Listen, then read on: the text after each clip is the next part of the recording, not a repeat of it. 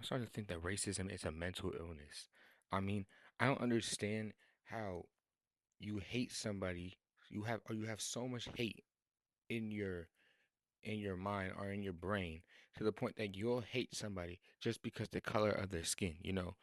And I I think it also could be a mental disease because it travels between every like one racist person will try to spread their racist narrative or rhetoric to example, one racist white person will try to spread their racist um rhetoric or narrative to other white people to try to get those white people with them, and it starts to become more of like a disease because it spreads between people. But I think a lot of racist people also could be kind of psychopath. Like the more racist you are, the more psychopathic I feel like you become.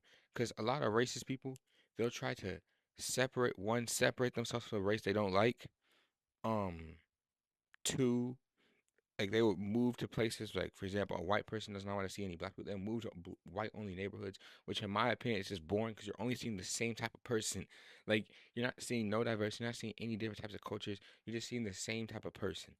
Or if a black person moves with them, they'll try to intimidate them out of there. They'll try to scare them. Um, even get to the point where they'll try to kill them, which in my opinion, is just psychopathic behavior. It's like you're pretty much at the same level as a psychopath. You're ignoring everything that logic, all the logic possible. You're ignoring everybody else just to go along with your narrative, what you believe.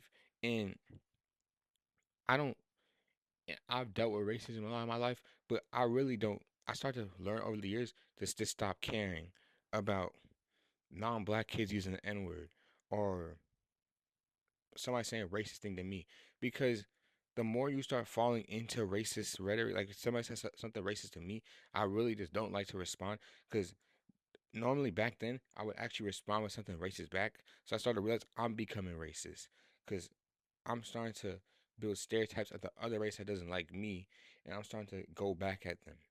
So I really don't care about racism that much because at the end of the day, we're all human, and like I said, I just realized it's just something wrong with that person ahead. What you have to do is just dodge those types of racist people. Now, one thing about racist people, in my opinion, is that you can also find racist people in your families. So, what you have to do, you have to ignore them. Okay? Like for example, me as a black person, not in my family, but I see a lot of black people who also are very racist towards, for example, white people or just non-black people. They call them melanin recessive people, and I think of it as the equivalent to white supremacy. Pretty much just the same thing, but extremists, like for example, white supremacy is extreme white people that only advocate for white people. They don't care about any other race. They want every other race to die. That's the same as those extreme black activists like Dr. Umar Johnson or just a bunch of those other guys who only want black people. They don't care about any other race. A lot of them want the other race to die because whatever is like it's some type of delusion. It's some type of it's something in their brain. I don't know the neurological stuff. I actually need to look it up.